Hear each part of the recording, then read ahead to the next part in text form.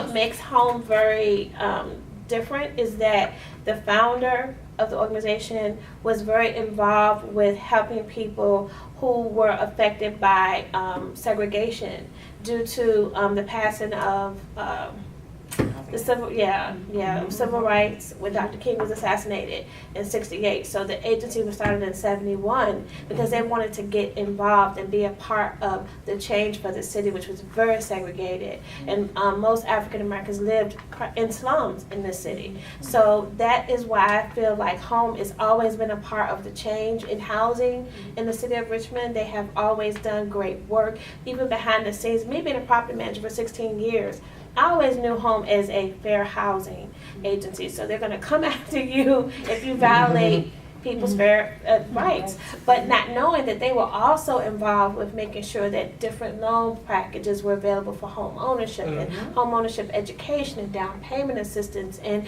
being a part with the city planning and of different neighborhoods. So it's a lot that we do that gives us this unique, I guess, spirit about why we're doing the perspective of our city.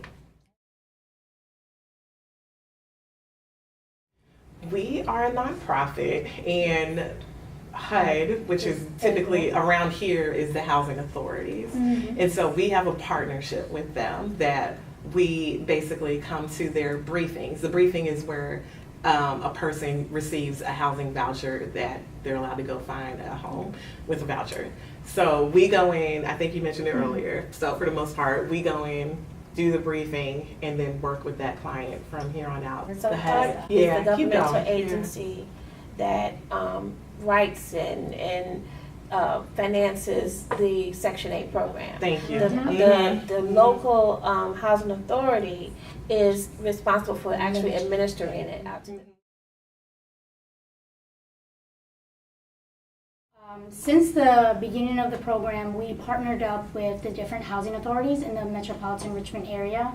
RRHA, which is Richmond Redevelopment and Housing Authority, came to be our biggest, I want to say, partnership.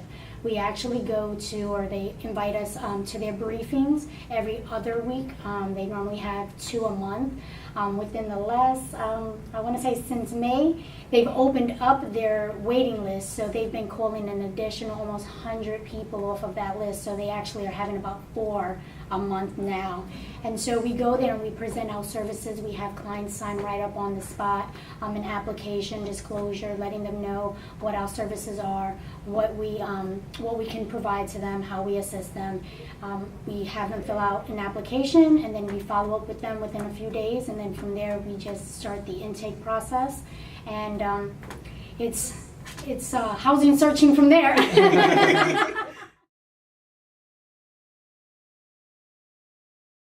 Just making sure that we're encouraging them sometimes when they're discouraged. I think that's the biggest hurdle, like emotional hurdle. Yes. Is just overcoming when they really want to give up. You know, you talk to 20 landlords and one takes a voucher and it's in the hood, you know, just where you dump the last place you wanted to go. And so just really just keeping them encouraged through the 60 days that we have them to the end. Yeah, I want to say also, piggybacking off of that, is some landlords are the discouragers as well. And so being able to even educate some of our landlords in, you know, the services that we provide, but what accepting a housing choice voucher does for a family. Some landlords, you know, either had a bad experience or heard from, you know, that a friend of theirs rented to someone and had a bad experience, and it kind of trickled and they're kind of, you know, tainted by that. But being able to explain to them what we do and how it really impacts a family, you know, with accepting a voucher. So just opening their eyes, and to me is educating a lot of our landlords in the Richmond area. And that's true. One thing that I think we've gotten good at is just asking a landlord, you know, if you did take a voucher in the past, when was the last time? 5 years, 10 years ago, last year? You know, most payments are direct deposited, so you know it's going to be on the first of the month. Again, one thing I mentioned earlier was just they say, you know, late rental payments, and so those are the barriers we overcome when we have to talk to property managers. It's just area. Absolutely, yes. That's where I think just the advantage just in that counseling is we're comfortable enough to have those conversations. One client just blatantly asked me, I want the good opportunity, but I'm hesitant of moving into a predominantly white neighborhood. And so we all, all three of us speak to our own personal experiences. So I was able to tell her, look, I grew up in all white neighborhoods. I know how this is. I know what you have to do to survive being a Black person.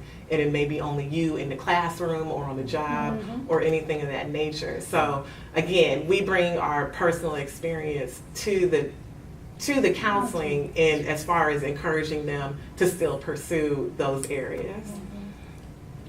I think for a lot of parents, when they understand that if their child by 8 years old moves into a high opportunity area, their outcomes, they won't be in the same type of situation that they are. And I'm apt to tell them, you may not be the recipient of the dream. It may be your child, but just know you may impact in a whole change for the whole, for the whole projection of your family. You just change that, and sometimes that resonates with them.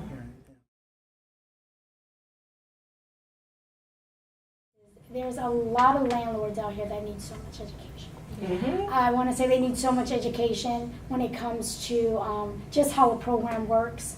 I've run into landlords that, they're like, oh, the federal government is paying it, so if they stop paying, if the federal government shuts down, who's going to pay them? It's just, I don't want to say ignorance, but I just want to say uneducated, not knowing what the program involves and what it really entails and how much it does really help families.